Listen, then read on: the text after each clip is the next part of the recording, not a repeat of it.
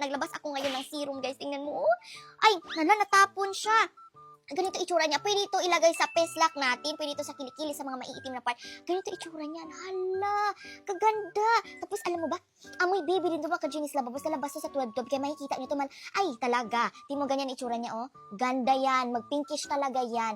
Ito, guys, nasa 10 times to 20 times whitening. Hindi pa to yung packaging niya, guys, ha. Pero, pakita ko lang sa inyo kasi ito yung pinaka, na final ko talaga na product talaga consistency sa inyo. Para, alam mo yun, maganda talaga ang kinalabasan ng inyong mga balating mo. Nag-pinkish siya, oh. Nag-pinky siya compare dito. Iba talaga yung atake nito kasi yung atake nito yung parang kung meron kayo inaay na babae na sobrang puti talaga, yung kaputian niya na parang sobrang pantay ba, even talaga yung skin tone niya, ba yan. Pwede mo siya ihalo dito sa Peachy White Scrub natin, ihalo natin dyan, pwede. Pwede natin ihalo sa lotion kapag mag-lotion tayo ng katawan. Pwede din ihalo dito sa sunscreen kapag sa pes. Puta na. Ano na kaka? Hintayin niyo sa todo.